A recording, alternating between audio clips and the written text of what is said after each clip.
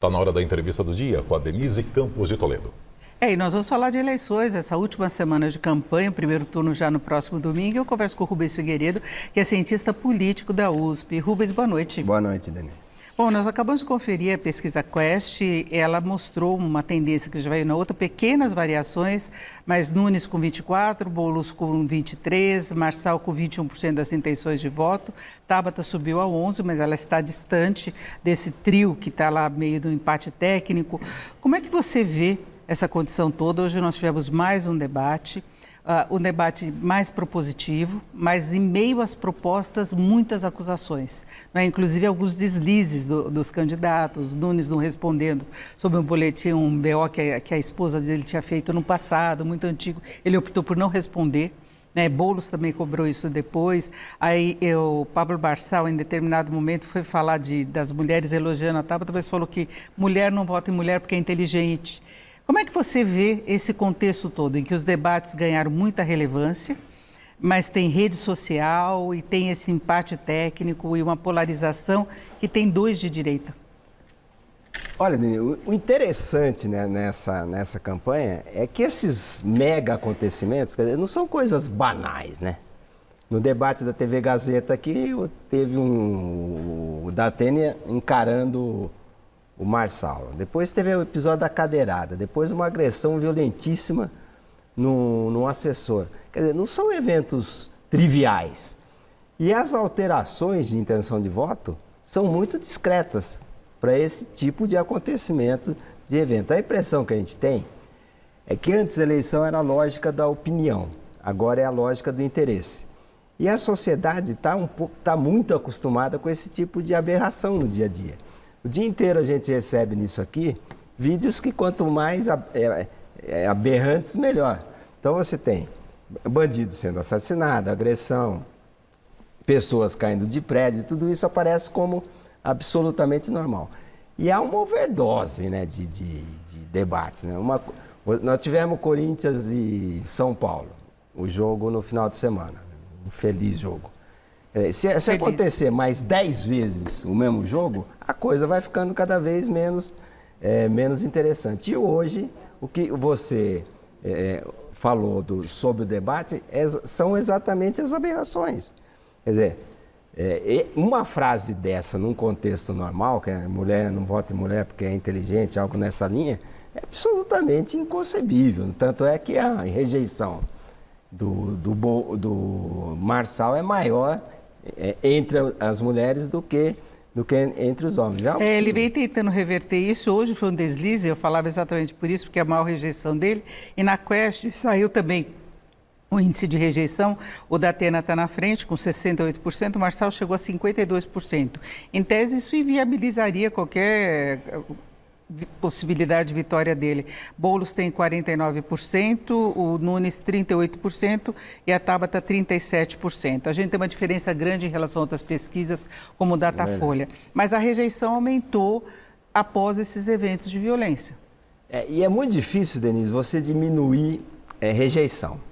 A rejeição é um sentimento muito mais forte, as pesquisas mostram isso, do que a simpatia. Quer dizer, você não reverte rejeição de uma hora para outra. O Maluf, que é um caso histórico de quem conseguiu vencer com uma rejeição alta em 1992, mas a rejeição dele era 38%. Hoje quem tem menos, segundo a Quest, é o Ricardo. A Tabata com 37%, Nunes 38%. Exatamente 38%. Exatamente 38%, esse patamar. Agora, com 52%, algo em torno de 50%, é impossível, aritmeticamente, você ganhar uma eleição no segundo turno.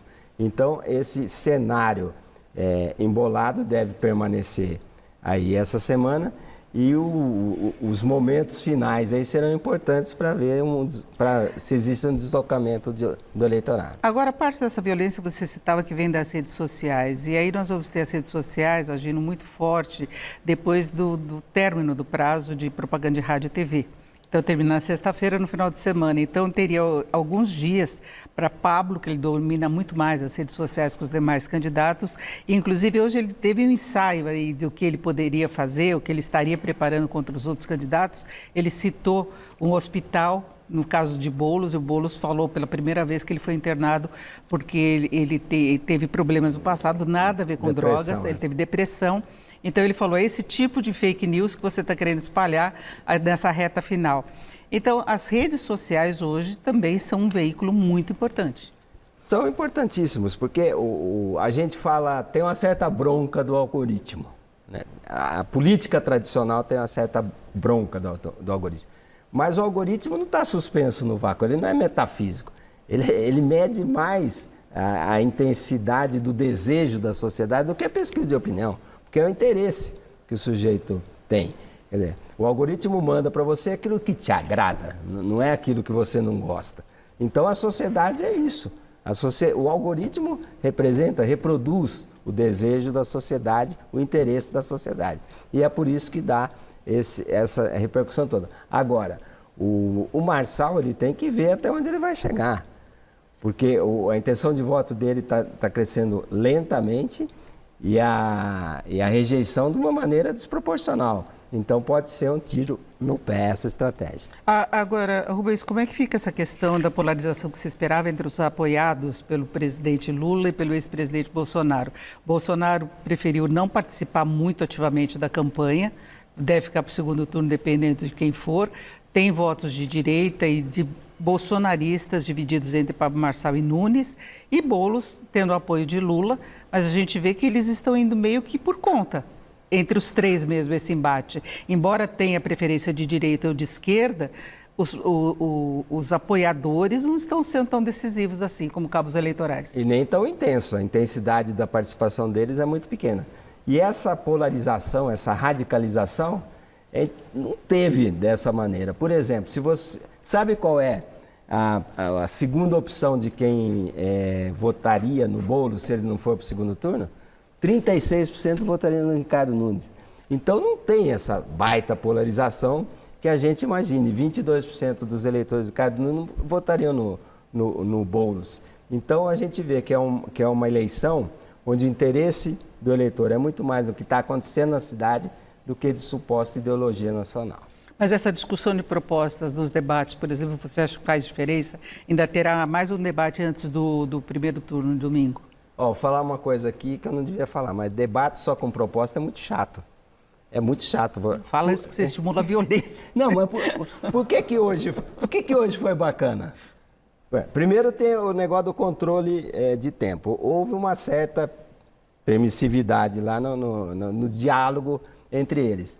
E o que impressiona, o que fica, o que as pessoas retêm na memória, não é quantos por cento vai investir na saúde, quantas UPAs o Ricardo Nunes fez, quantos ônibus...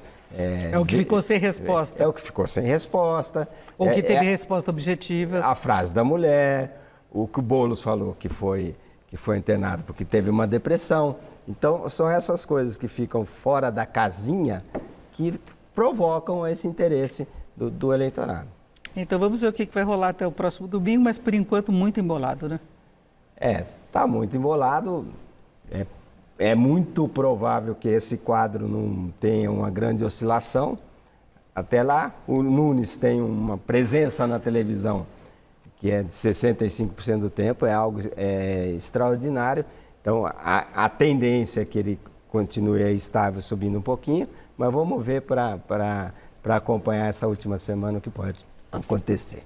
É isso, eu agradeço muito a participação do Rubens Figueiredo, que é cientista político da USP. Muito obrigada, uma boa noite. Eu que agradeço. Boa noite. Volto com vocês.